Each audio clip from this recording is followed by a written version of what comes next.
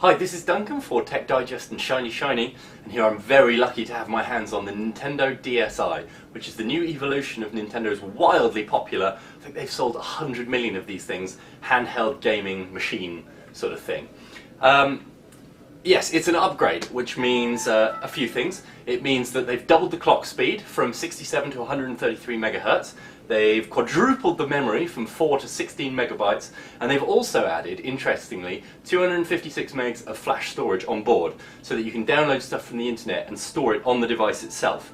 There's, as I said, there's downloadable games and applications. You can use the same points that you would on your Wii to buy various different apps. At the moment there's just a WarioWare game and I believe a browser.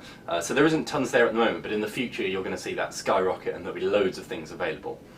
Other alterations from previous incarnations of the handset: there's no Game Boy Advance slot on the front anymore. Previous versions had a little slot there that maintained backwards compatibility with the Game Boy Advance. Not there anymore. So all those Game Boy Advance games, you're going to have to buy a Game Boy Advance to play them, or plug for an older version of the console. On the other hand, they have added an SD card slot right there.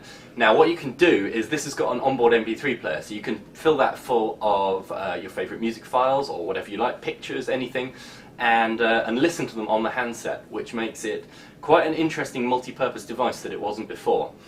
Additionally, they've also added two cameras, one there and one on the back there.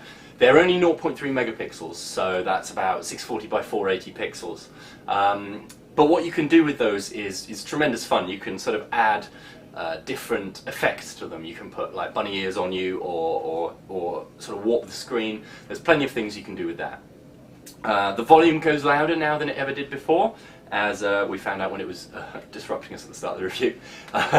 And there's a much brighter, bigger screen, so you'll be able to see it even more clearly in daylight situations. One consequence that I did find of the bigger screen is that the games don't look quite as good because you can see more of them.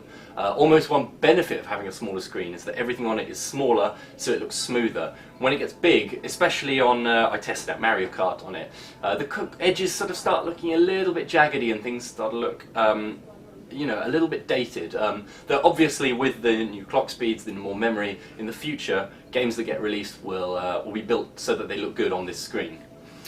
It costs £150 and it's out on April the 3rd. You can compare that with the PlayStation Portable, the PSP, which costs £130 or so, I believe. It is a little bit more expensive, but you're getting...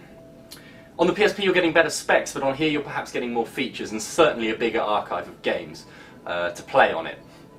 I'd recommend definitely picking one up if you don't have one already. This is a fantastic gaming device on the go, and the new functionality makes it a really good investment. If you do have one, you might want to think about waiting to see what games come out in the future before you upgrade. So yeah, overall, pretty good.